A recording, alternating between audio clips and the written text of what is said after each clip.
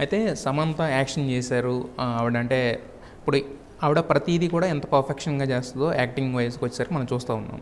మరి ఈ సినిమాలో యాక్షన్ సీక్వెన్సెస్ చేయాలి అన్నప్పుడు ఈ ఏజ్లో ఆమెను ఎంత కష్టపెట్టారు మీరు? ఆమె కష్టపడ్డారు, మీరు ఎంతవరకు బాడీ డబుల్కి వెళ్ళారు మీరు? యాక్షన్ అనేది ఏ ఏజ్లో అయినా కష్టమే.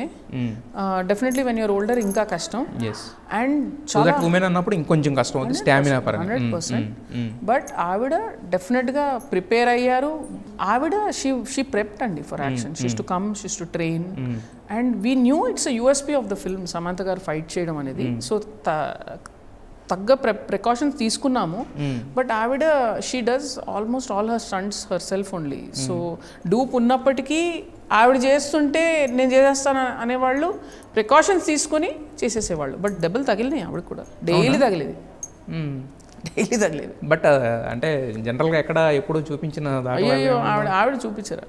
ఆవిడ ఎప్పుడు పెయిన్ బయట ఆవిడకి tough that way, mentally tough. కానీ రోజు నేను మార్నింగ్ వచ్చిన వెంటనే కలుస్తాను, ప్యాకప్ అయ్యే టైం తెలుస్తాను, నాకు కనపడతా ఉంటాయి బ్రూజెస్ అన్ని చేతికి.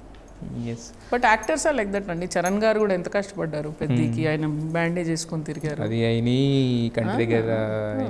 ప్రతి ఒక్క యాక్షన్ చేసిన ప్రతి ఒక్క యాక్టర్కి ఉంటాయి, స్టంట్ వాళ్ళకు ఉంటాయి. Action is not easy. But అయితే బాగానే కష్టపెట్టారు అనమాట.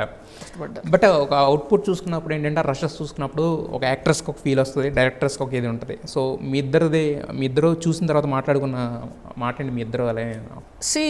సమంత గారు ఈ సినిమాకి ప్రొడ్యూసర్ అండ్ యాక్టర్.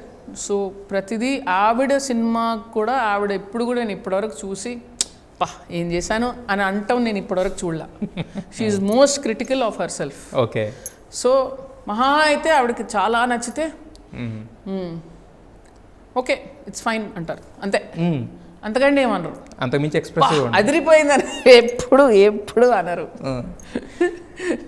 నిన్న మిక్స్కి వచ్చారు, చూస్తే ఇంటర్వెల్ రీల్ మ్యూజిక్తో పాటు చూసి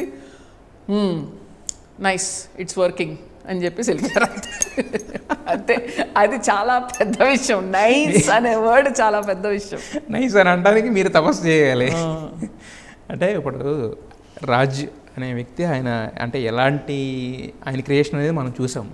ఒక స్త్రీ కానీ ఒక ఫ్యామిలీ మ్యాన్ కానీ ఎవ్రీథింగ్ అంటే టాప్ నాచ్ అన్నీ చూసాం కదా. So but as a husband అన్నప్పుడు ఏంటంటే ఎంత లేదన్నా కూడా ఎమోషన్ అనేది ఇంకొంచెం ఉంటుంది కదా.